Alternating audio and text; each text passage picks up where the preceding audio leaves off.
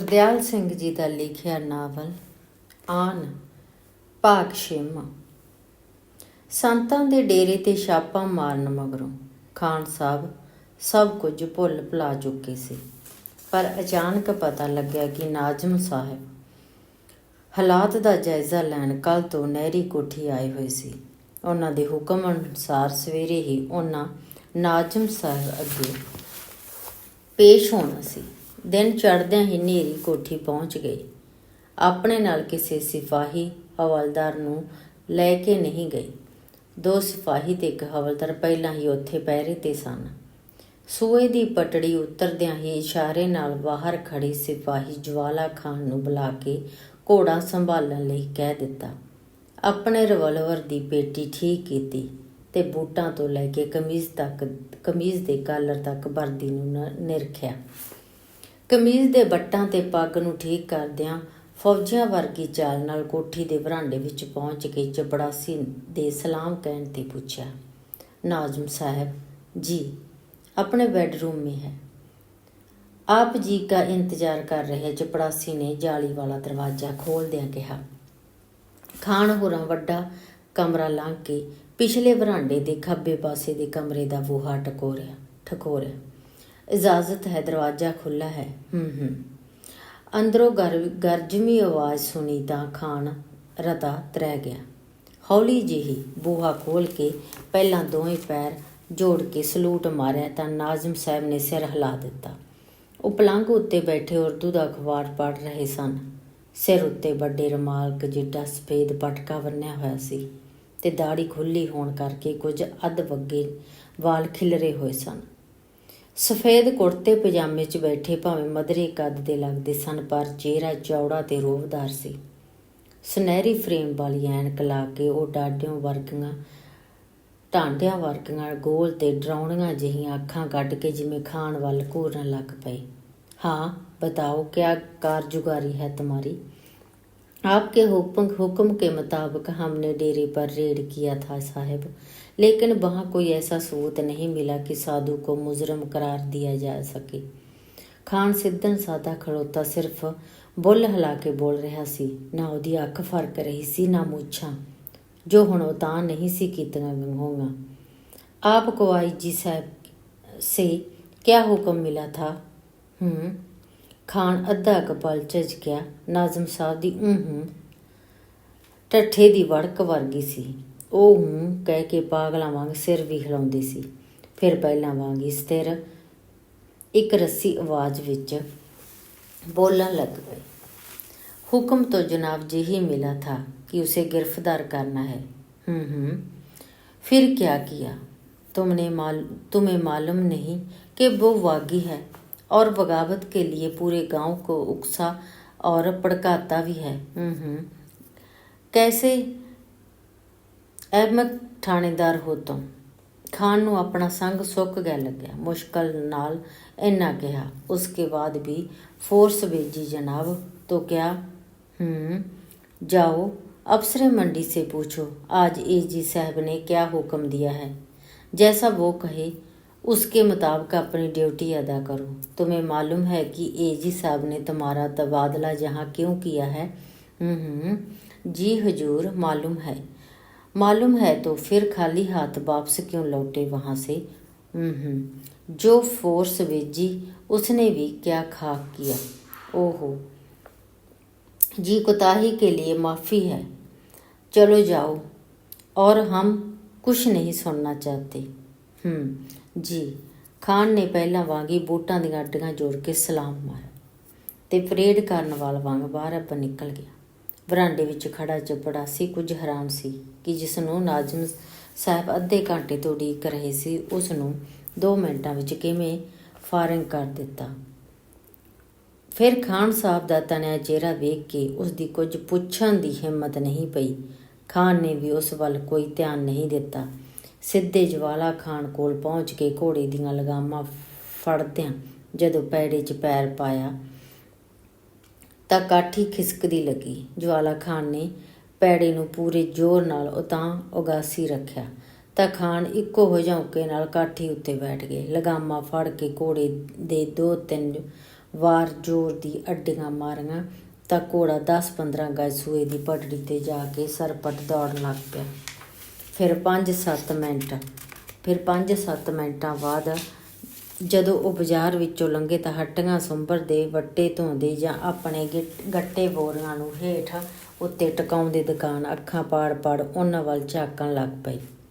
ਇੰਝ ਸ਼ਰਮਦਾਨ ਘੋੜਾ ਭਜਾ ਕੇ ਬਾਜ਼ਾਰ ਵਿੱਚੋਂ ਲੰਘਦਿਆਂ ਪਹਿਲਾਂ ਕੋਈ ਅਹਲਕਾਰ ਜਾਂ ਠਾਣੇਦਾਰ ਕਿਸੇ ਨੇ ਨਹੀਂ ਸੀ ਦੇਖਿਆ। ਠਾਣੇਦਾਰ ਤਾਂ ਅਕਸਰ 1-2 ਸਿਪਾਹੀਆਂ ਨਾਲ ਬਾਜ਼ਾਰ ਵਿੱਚੋਂ ਪੈਦਲ ਲੰਘਦੇ ਸੀ।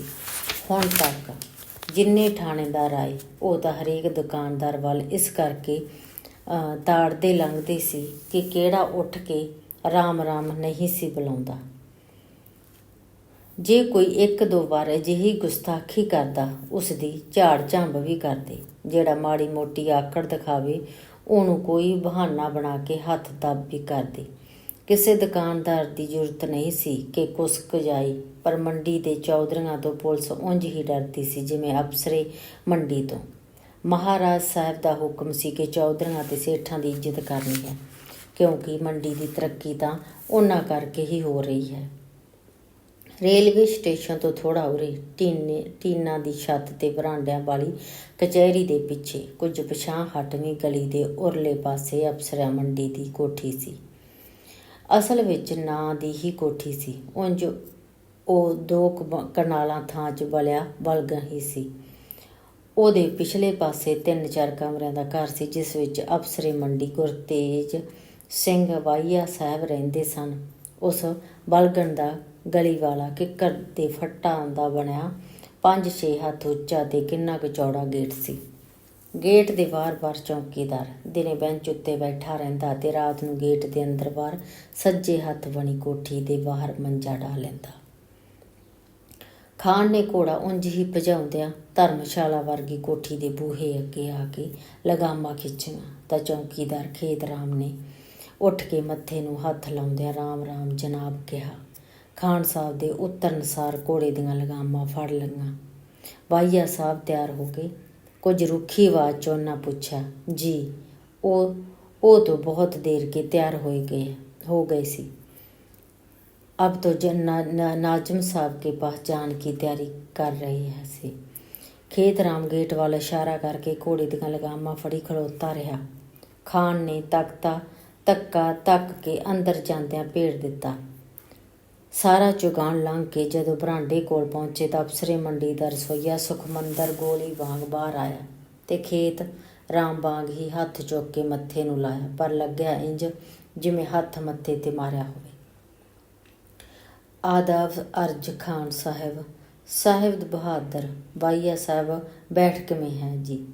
खान बरांडे के उच्चे थड़े ते 2 अड्डे चढ़ के बरांडे विचों दी जद तक कमरे दे बूहे अगे पहुंचे उदों तक वाहिया साहब ने मोटे सिरियां वाली खिड़की विचों दी देख लिया सी।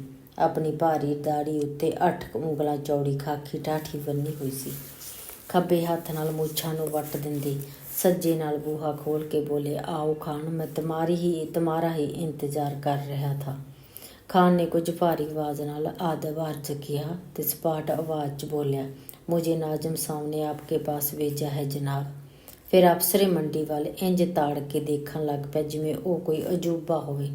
डड्डू वर्गियां अखां उत्ते वाहिया साहब दीयां संघणीਆਂ ਸੇਲੀਆਂ 2-2 ਉਂਗਲਾਂ ਚੌੜੀਆਂ ਲੱਗਦੀਆਂ ਸਨ ਤੇ ਉਹਨਾਂ ਦੇ ਖਰਵੇ ਵਾਲ ਅੱਖਾਂ ਉੱਤੇ ਮੁੜੇ ਹੋਏ ਸੀ, ਪਰ ਸਿਰ ਉੱਤੇ ਸਾਰੀ ਹੀ 2.5 ਵਾਲ ਸਨ, ਜਿਨ੍ਹਾਂ ਦੀ ਗੰਢ ਦੀ ਪੁਤਨੀ ਕ ਜਿੰਨੀ ਜੂੜੀ ਕੀਤੀ ਹੋਈ ਸੀ। ਗੰਜ ਸਿਰ ਦੇ ਵਿਚਕਾਰ ਤੱਕ ਫੈਲਿਆ ਹੋਇਆ ਸੀ। ਗਿੱਚੀ ਪਿਛਲੇ ਚਿੱਟੇ ਵਾਲਾਂ ਕਰਕੇ ਸੇਲੀਆਂ ਨਕਲੀ ਲਾਈਆਂ ਜਾਂਦੀਆਂ ਸਨ। ਲਾਲ ਸੂਹੀਆਂ ਅੱਖਾਂ ਢਾਠੀ ਕਸੀ ਹੋਣ ਕਰਕੇ ਵਧੇਰੇ ਉੱਭਰਵੀਆਂ ਸਨ। ਇੰਜ ਲੱਗਿਆ ਕਿ ਜੇ ਢਾਠੀ ਨਾ ਬੰਨੀ ਹੁੰਦੀ ਤਾਂ ਅੱਖਾਂ ਨੇ ਬਾਹਰ ਨਿਕਲ ਕੇ ਪੁੰਜੇ ਡਿੱਗ ਪੈਣਾ ਸੀ। ਇਹ ਖਿਆਲ ਆਉਂਦਿਆਂ ਹੀ ਖਾਨ ਦਾ ਚਿਹਰਾ ਹੋਰ ਤਣਿਆ ਗਿਆ। ਅੱਧੀਆਂ ਬਾਹਾਂ ਦੀ ਨੀਲੀਆਂ ਧਾਰੀਆਂ ਵਾਲੀ ਲੰਡੀ ਜਿਹੀ ਕਮੀਜ਼ ਅਫਸਰੇ ਮੰਡੀ ਦੇ ਵਧੇ ਢਿੱਡ ਉੱਤੇ ਉੱਭਰੀ ਹੋਈ ਹੋਰ ਵੀ ਭੱਦੀ ਲੱਗਦੀ ਸੀ। ਘਿਓ ਕਪੂਰੀ ਰੰਗ ਦਾ ਪੋਥਾ ਪੱਟਾਂ ਉੱਤੇ ਲੰਬੇ ਲੜ ਛੱਡ ਕੇ ਬੰਨਿਆ ਇੰਜ ਢਲਕਿਆ ਹੋਇਆ ਸੀ ਜਿਵੇਂ ਲੈ ਕੇ ਡਿੱਗ ਪਵੇਗਾ। ਤੇ ਅਪਸਰੇ ਮੰਡੀ ਦੇ ਰਿੱਛ ਵਰਗੇ ਜੱਤਲ ਪੱਟ ਤੇ ਪਿੰਜਰੀਆਂ ਨੰਗੀਆਂ ਹੋ ਜਾਣ। ਜੈਸ ਆਓ ਖਾਨ ਸਾਹਿਬ। ਪੋਥਾ ਸੰਭਾਲ ਕੇ ਵੱਡੀ ਸਾਰੀ ਬੈਂਤ ਦੀ ਬੁਣੀ ਕੁਰਸੀ ਉੱਤੇ ਬੈਠਦਿਆਂ ਅਪਸਰੇ ਮੰਡੀ ਨੇ ਸਾਹਮਣੇ कुर्सी वाल इशारा करदे घग्गी आवाज च कहा, बैठो। पहले हम तुम्हें एक बहुत ज़रूरी हुक्म के बारे में आगाह करना चाहते हैं। जदों खान मेहरबानी जनाब कह के कुर्सी उत्ते बह गया तो अफसरे मंडी सज्जे खूंजे विच पए खरादे हुए गोल पाव्यां वाले ਵੱਡੇ ਮੇਜ਼ ਉੱਤੇ ਪੰਗਾ ਕੁਝ ਪੁਰਾਣੀਆਂ ਫੈਲਾਂ ਵੱਲ ਦੇਖਣ ਲੱਗ ਪਈ। ਫਿਰ ਖਾਣ ਵੱਲ ਤਾੜ ਕੇ ਝਾਕਣ ਤੋਂ ਪਹਿਲਾਂ ਵੱਡੇ ਸਾਰੇ ਕਮਰੇ ਦੀਆਂ ਉੱਚੀਆਂ ਕੰਧਾਂ ਵੱਲ ਇੰਜ ਨਿਗਾਹ ਮਾਰੀ ਜਿਵੇਂ ਰਿਆਸਤ ਦੇ ਰਾਜਿਆਂ ਦੇ ਵੱਡੇ ਵੱਡੇ ਚਿੱਤਰਾਂ ਤੋਂ ਹੁਕਮ ਸੁਣਾਉਣ ਦੀ ਇਜਾਜ਼ਤ ਲੈਣੀ ਚਾਹੁੰਦੇ ਹੋਣ। ਅਚਾਨਕ ਹੀ ਮਗਰੋਂ ਵਰਾਂਡੇ ਵੱਲ ਦਾ ਅੱਧਾ ਕੁ ਬੂਹਾ ਖੁੱਲ੍ਹਾ ਬੂਹਾ ਵੀ ਚੰਗੀ ਤਰ੍ਹਾਂ ਬੰਦ ਕਰ ਦਿੱਤਾ। ਬਰਾਂਡੇ ਵੱਲ ਖੁੱਲ੍ਹਦੀ ਖਿੜਕੀ ਸ਼ਾਇਦ ਇਸ ਲਈ ਖੁੱਲ੍ਹੀ ਰਹਿਣ ਦਿੱਤੀ ਕਿ ਉਸ ਵਿੱਚੋਂ ਦੀ ਬਾਹਰ ਵਾਲੇ ਗੇਟ ਨੂੰ ਦੇਖ ਸਕਣ। ਜਦੋਂ ਉਹ ਮਧਰੀਆਂ ਮੱਲਾਂ ਵਰਗੀਆਂ ਨਰੋਂਗਾਂ ਲੱਤਾਂ ਅਤੇ ਛੜਪ ਕਰਦੇ ਪਥੂਲੀਆਂ ਵਰਗੇ ਪੈਰਾਂ ਨਾਲ ਬੂਹਾ ਬੰਦ ਕਰ ਰਿਹਾ ਸੀ ਤਾਂ ਸੱਚੀ ਹੀ ਪੋਥਾ ਖਿਸਕਣ ਕਰਕੇ ਪੱਟ ਪਿੰਜਰੀਆਂ ਨੰਗੀਆਂ ਹੋ ਰਹੀਆਂ। ਖਾਨ ਨੇ ਜਿਵੇਂ ਸੋਚਿਆ ਸੀ ਲੱਤਾਂ ਸੱਚਮੁੱਚ ਹੀ ਰਿੱਛ ਵਰਗੀਆਂ ਜੱਤਲ ਸਨ। ਜਦੋਂ ਉਹ ਮੁੜ ਕੁਰਸੀ 'ਤੇ ਆ ਬੈਠੇ ਤਾਂ ਉਹਨਾਂ ਦੀਆਂ ਬਾਹਰ ਉੱਭਰੀਆਂ ਅੱਖਾਂ ਡਰਾਉਣੀਆਂ ਲੱਗੀਆਂ। ਅੱਛਾ ਤੋਂ ਖਾਨ ਸਾਹਿਬ, ਖਿੜਕੀ ਤੋਂ ਬਾਹਰ ਝਾਕਦਿਆਂ ਤੇ ਅੱਖਾਂ ਛੇਤੀ ਫਰਕਾਉਂਦਿਆਂ ਅਫਸਰੇ ਮੰਡੀ ਨੇ ਕੁਝ ਭੇਦ ਭਰੀ ਤੇ ਪਰਦਾਬਮੀ ਆਵਾਜ਼ 'ਚ ਕਿਹਾ, रात 10:30 बजे के करीब एजी साहब का रेलवे स्टेशन के जरिए फ़ोन आया था। मुझे स्टेशन मास्टर विजाते खुद बुला कर लाए थे ਤੇ ਟੈਲੀਫੋਨ 'ਤੇ ਆਇਆ ਹੁਕਮ ਸੁਣਾਉਣ ਤੋਂ ਪਹਿਲਾਂ ਵਾਹੀਆ ਸਾਹਿਬ ਰਤਾ ਝਿਜਕ ਕੇ ਲੱਗੇ। ਚੁੱਪ ਹੋ ਕੇ ਖਿੜਕੀ ਵਿੱਚੋਂ ਚੁਗਾਣ ਵੱਲ 2-3 ਵਾਰ ਫਿਰ ਇੰਜ ਦੇਖਿਆ ਜਿਵੇਂ ਬਾਹਰ ਸੂਈਆ ਹੀ ਫਿਰਦੇ ਹੋਣ। ਅੱਛਾ ਤੋਂ ਬਾਤ ਜੇ ਹੈ ਕਿ ਉਹ ਫਿਰ ਝਿਜਕ ਗਏ, ਪਰ ਹੁਕਮ ਤਾਂ ਹੁਕਮ ਸੀ। ਆਵਾਜ਼ ਹੋਰ ਧੀਮੀ ਕਰਦੇ ਹੋਏ ਬੋਲੇ, ਇਹ ਜੀ ਸਾਹਿਬ ਨੇ वजात खुद ऑर्डर किया है कि जल्द से जल्द उन्हें वो बागी जिंदा या मुर्दा हर हालत में तरगार है। अब ये फैसला नाजिम साहब को करना है कि उसे जिंदा गिरफ्तार करना होगा या उसका काम तमाम किया जाए। इन्ने क शब्द बोलते ही वाहिया साहब का साह चढ़ गया। आपका मतलब जनाब उस साधु से है जहाँ हमने कुछ दिन पहले रेड किया था? कुछ तरह के खान ने इंज पूछा जिमें वाहिया साहब की गल का सच ना आया होवे। तो और किसकी बात हो रही है? अफसरे मंडी ने कहा, अभी तक तो तुम मेरी बात नहीं समझ पाए क्या? जी हुजूर, मगर उसके खिलाफ कोई सबूत तो? कैसी बात करते हो? अफसरे मंडी का अंदरला हाकम जाग पिया लग्या। वो पहला वांग ही दबमी पर स्थिर ते सख्त आवाज बोले, क्या अभी और सबूतों की ज़रूरत है? तुम्हें इतना भी मालूम नहीं कि वो कितना खतरनाक आदमी है? वो साला डाकू गुंडा बदमाश बागी है, सारे गांव को बगावत करने के लिए उकसा रहा है। तुम्हारे पास पूरे सबूत मौजूद हैं, लेकिन हुजूर क्या बात करते हो? ये सरकार का हुक्म है, तुम्हें जहाँ किसी तबादला एक हालत के लिए नहीं बुलाया गया।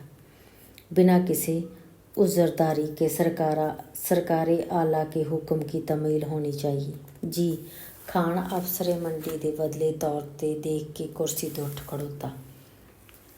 अब कुछ भी पूछने या कहने की ज़रूरत नहीं, जल्द हुक्म की तमील होनी चाहिए, समझे तुम?